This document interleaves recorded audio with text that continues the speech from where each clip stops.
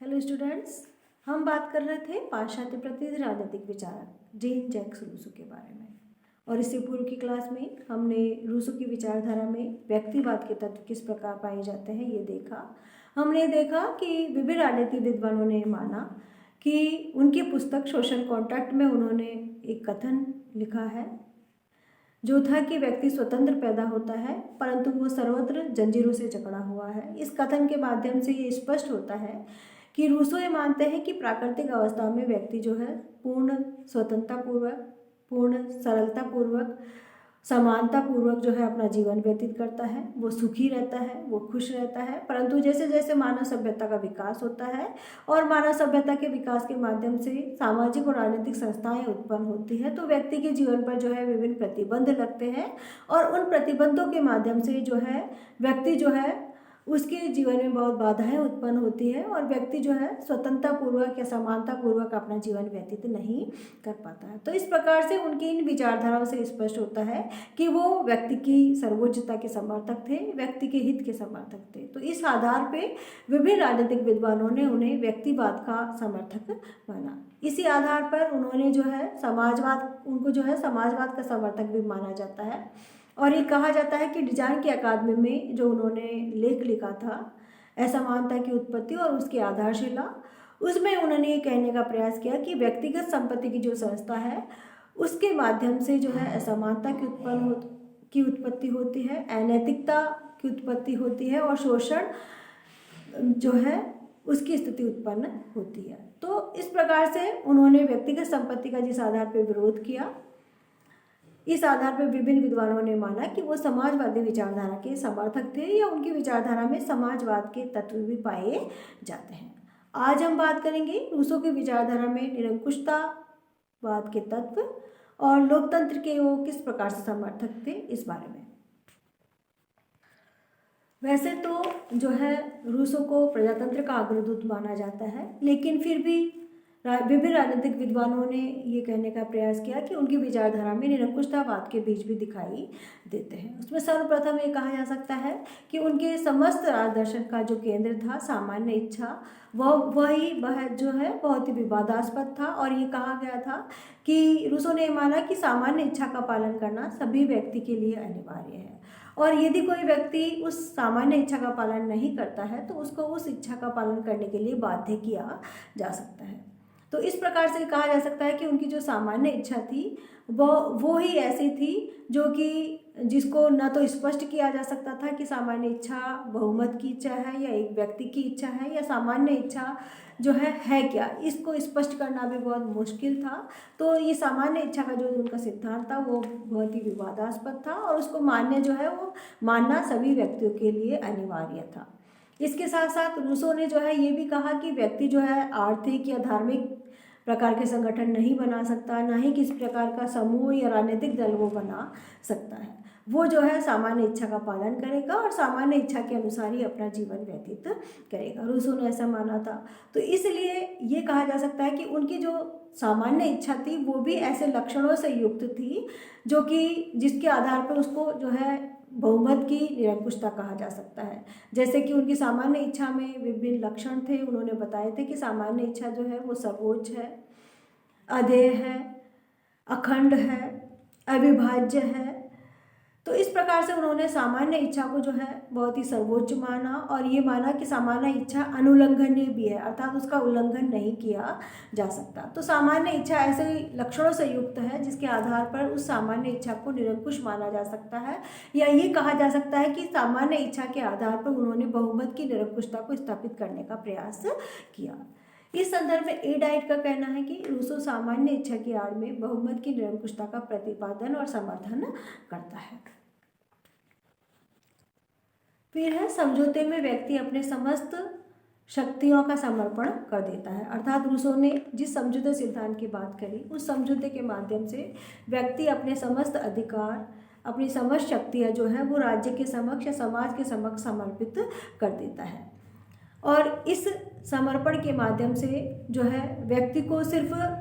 राज्य के प्रति अपने कर्तव्य का पालन करना होता है और व्यक्ति जो है समाज के हित में ही अपना हित समझता है, समाज के विकास में ही अपना विकास समझता है। तो इस प्रकार से ये जो समझौता है वो भी निरंकुशता को जन्म देता है, समाज की निरंकुशता को जन्म देता है कि व्यक्ति को कोई अधिकार प्राप्त नहीं है, बल्कि व्यक्ति जो है राज्य के प्रति अपने कर्तव्य का पालन करने के लिए बाध्य है। और व्यक्ति जो है उसके पास कोई शक्तियाँ नहीं है, वो अपनी समस्त शक्ति समस्त अधिकार जो है समाज के लिए समर्पित कर देता है। तो इस आधार पर भी जो है ये कहा जा सकता है कि रूसो ने निरंकुशतावाद का समर्थन किया, समाज की निरंकुशता या राज्य की निरंकुशता का समर्पण उसने किया। इसके साथ साथ रूसो ने ये माना कि समाज जो है वो सावयव के रूप में जो है होता है और व्यक्ति जो है वो उस समाज के अंग मात्र होते हैं। तो समाज जो है वो अपने अंगों पर पूर्ण रूप से अंकुश लगाने का उसको अधिकार रहता है, अर्थात समाज विभिन्न व्यक्तियों पर पूर्ण रूप से अंकुश लगा सकता है और आदेश दे सकता है। तो इस प्रकार से समाज की निरंकुशता का उन्होंने प्रतिपादन किया था। तो इस प्रकार से सामाजिक समझौते की जो उनकी अवधारणा है या सामाजिक समझौते का जो सिद्धांत है वो उसके माध्यम से, सामाजिक समझौते के माध्यम से सामान्य इच्छा का जो निरूपण होता है वो सामान्य इच्छा जो है वो सावयव को या राज्य को एक नया रूप प्रदान करती है और उसके माध्यम से जो है समाज की निरंकुशता का जन्म होता है। अर्थात समाज अपने आप में एक सावयव है या अपने आप में एक जो है शरीर है और व्यक्ति जो है उसके अंग मात्र है और उन अंगों को जो है समाज के आदेशों का पालन करना अनिवार्य है या अंग जो है वो समाज के अनुसार ही कार्य करेंगे। तो इस प्रकार से सावयव की निरंकुशता का प्रतिपादन रूसो के द्वारा किया जाता है या समाज की निरंकुशता का प्रतिपादन रूसो के द्वारा किया गया है। इस संदर्भ में बारकर का कहना है कि रूसो वस्तुतः सर्वाधिकारवादी है, उसमें संप्रभु की सर्वशक्तिमत्ता पर कोई प्रतिबंध नहीं लगाया है। अर्थात रूसो ने कहने का प्रयास किया कि बारकर ने कहने का प्रयास किया कि रूसो जो है वो सर्वाधिकारवादी है, अर्थात वो समस्त शक्तियाँ जो है वो समाज को प्रदान करता है, राज्य को प्रदान करता है। तो इस आधार पर वो संप्रभु को जो है सर्वशक्तिमत्ता प्रदान करता है, उसकी शक्ति पर किसी प्रकार का प्रतिबंध नहीं लगाता है, बल्कि वो सामान्य इच्छा को जो है सर्वोच्च मानते हैं, अदेय मानते हैं, अखंड मानते हैं। तो इस आधार पर रूसो को जो है रूस के बारे में कहा जा सकता है कि वो सर्वाधिकारवाद का समर्थन करते हैं और वो इस संदर्भ में बहुमत की निरंकुशता या राज्य की निरंकुशता का प्रतिपादन करते हैं। इसके साथ साथ ये भी कहा जा सकता है कि जो आदर्शवादी विचारक थे हीगल, उन्होंने रूसो से ही प्रेरणा लेकर जो है उन्होंने आदर्शवादी राज्य या राज्य की सर्वोच्चता के सिद्धांत का प्रतिपादन किया था। फिर हम देखते हैं लोकतंत्र का अग्रदूत, अर्थात रूसो की विचारधारा में कुछ तत्व जो है निरंकुशतावाद के पाए जा सकते हैं या निरंकुशतावाद के कुछ तत्व निहित होने के बावजूद भी जो है उनको लोकतंत्र का अग्रदूत कहा गया, उनको फ्रांस की क्रांति का अग्रदूत कहा गया। तो उनकी विचारधारा जो है उसके मूल में लोकतंत्रवादी विचारधारा निहित है, अर्थात वो लोकतंत्र या ऐसी सरकार के समर्थक थे, ऐसे राज्य के समर्थक थे जिसका उद्देश्य जो है लोक कल्याण है, सामान्य हित है। उनकी विचारधारा में सबसे पहली चीज आ जाती है कि वो संप्रभु शक्ति जनता में निहित मानते हैं, अर्थात उन्होंने माना कि संप्रभु शक्ति जो है वो जनता में निहित होनी चाहिए, अर्थात राज्य के द्वारा जो भी कार्य किया जाए वो जनता के हित में किया जाए या सरकार के द्वारा वही कार्य किया जाए जो जनता जो है निर्धारित करती है, अर्थात जनता की आवश्यकताओं के अनुसार, जनता के हित के अनुसार जो है सरकार के द्वारा या राज्य के द्वारा कार्य किए जाने चाहिए। सरकार उन्हीं शक्तियों का प्रयोग करे जो कि जनता उनको प्रदान करती है और वही सरकारें या वही राजनीतिक संस्थाएं कार्य कर सकती है जिनको जनता का विश्वास प्राप्त हो। तो इस संदर्भ में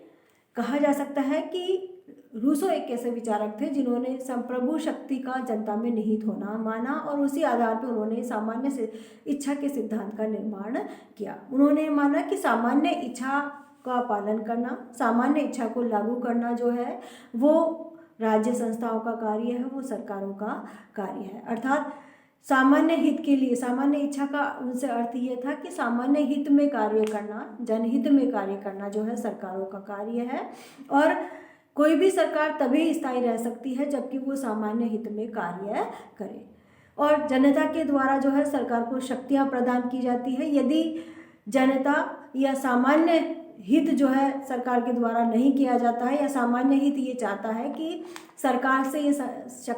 शासन की शक्ति छीन ली जाए, तो ऐसी स्थिति में संप्रभु से जो है शक्तियाँ छीनी जा सकती है यदि संप्रभु निरंकुश होकर कार्य करता है। तो इस प्रकार से रूसो जो है वो संप्रभु शक्ति जनता में निहित मानता है। तो इस आधार पर उनको लोकतंत्र का समर्थक कहा जाता है या लोकतंत्र का अग्रदूत कहा जा सकता है।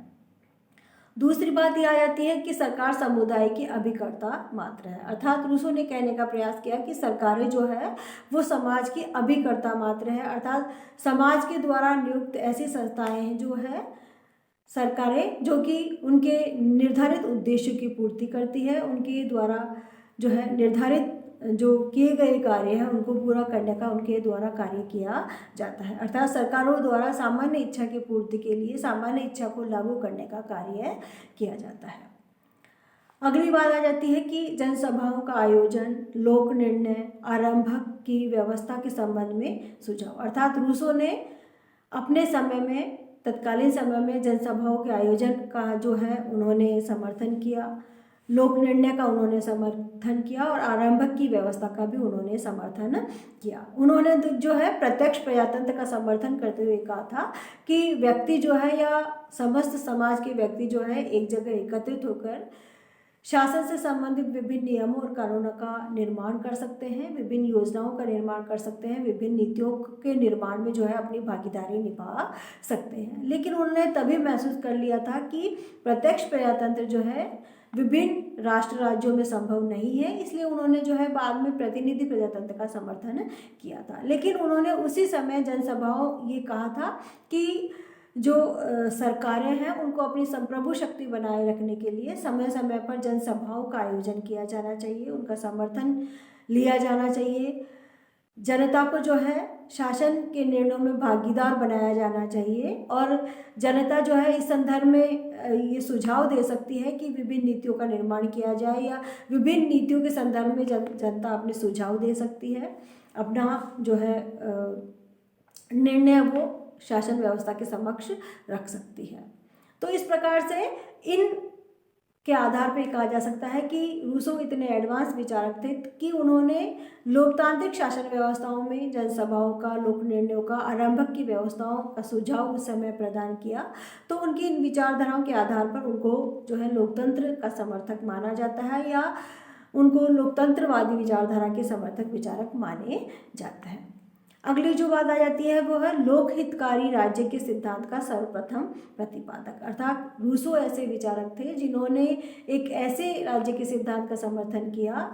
जिस राज्य में जो है लोकहित के लिए, समाज हित के लिए, लोक कल्याण के लिए कार्य किया जाना आवश्यक हो। अर्थात उन्होंने ये माना कि राज्य के द्वारा सामान्य इच्छा का प्रतिपादन किया जाना चाहिए, राज्य के द्वारा सामान्य इच्छा का समर्थन किया जाना चाहिए, उसको लागू किया जाना चाहिए और सामान्य हित के अनुसार, सामान्य इच्छा का मतलब है कि लोक कल्याण या सामान्य हित के लिए जो है सरकारों के द्वारा कार्य किया जाना चाहिए। तो उन्होंने सर्वप्रथम जो है सामान्य हित या सामान्य इच्छा के प्रतिपादन करके इस बात का प्रतिपादन किया कि सरकारें जो है वो लोकहित या सामान्य हित के लिए कार्य करें। तो इस आधार पर भी उनको जो है लोकतंत्र का अग्रदूत कहा जाता है। फिर है विधि की परिभाषा लोकतंत्र को अनुप्रमाणित करने वाली, अर्थात रूसो के अनुसार जो विधि की परिभाषा थी वो भी लोकतंत्र को जो है अनुप्रमाणित करने वाली थी। अर्थात रूसो ने माना कि जनता की आवाज़ जो है वो विधि है, अर्थात उन्होंने कहा कि जनता की आवाज़ ऐसी है जो कि किसी विषय पर अपने मत प्रकट करती है, किसी विषय पर अपने प्रस्ताव प्रस्तुत करती है। तो ऐसी स्थिति में जनता की जो अभिलाषा है उसको पूर्ण करने का कार्य जो है सरकार के द्वारा किया जाना चाहिए। तो उन्होंने जनता की इच्छा को जो है उसको ही विधि माना था। इस संदर्भ में मूरे ने कहने का प्रयास किया कि रूसो को लोकतंत्र का उच्चतम पुजारी कहा जा सकता है, अर्थात मूरे ने ये माना कि रूसो जो है लोकतंत्र का उच्चतम पुजारी था, उसको निरंकुशतावाद का समर्थक नहीं माना जा सकता है। इस प्रकार कहा जा सकता है कि रूसो की विचारधारा में कुछ विद्वानों ने निरंकुशतावाद के तत्व ढूंढे थे और ये माना कि रूसो जो है वो बहुमत की निरंकुशता का प्रतिपादक है। तो इस प्रकार से रूसो की विचारधारा में निरंकुशतावाद के तत्व जो है वो भी बहुमत की निरंकुशता को सिद्ध करते हैं। तो इस आधार पर कहा जा सकता है कि जिस प्रकार से लोकतंत्र में बहुमत की इच्छा को जो है सर्वोपरि माना जाता है, उसी प्रकार से रूसो की विचारधारा में भी जो है सामान्य इच्छा को सर्वोपरि माना, सामान्य हित को सर्वोपरि मानते हुए वो बहुमत के हित को सर्वोपरि मानते हैं। तो इस आधार पर उनको निरंकुशतावादी नहीं कहा जा सकता, बल्कि उनको लोकतंत्र का समर्थक ही माना जा सकता है। इस संदर्भ में GDH कॉल का कहना है कि रूसो के हाथों में सामान्य इच्छा मौलिक रूप से लोकतंत्रीय हो जाती है और इस बात का दावा करता है कि जनता सैद्धांतिक रूप में नहीं वरन वास्तविक रूप में शासन करेगी। रूसो ने ही राजनीतिक जगत में लोकतंत्र को एक सजीव सिद्धांत के रूप में प्रतिष्ठित किया। अर्थात GDH कॉल ने ये माना कि सामान्य इच्छा के माध्यम से जो है रूसो ने लोकतंत्रीय होने का प्रमाण दिया या लोक कल्याणकारी सिद्धांत का प्रतिपादन किया और वो वास्तविक रूप से जो है निरंकुशतावाद के नहीं बल्कि लोकतंत्र के एक समर्थक माने जाते हैं, लोकतंत्र के अग्रदूत माने जाते हैं। तो इस प्रकार से आज का हमारा टॉपिक पूरा हुआ। मैं एक बार आपको सारी स्लाइड्स दिखा देती हूँ।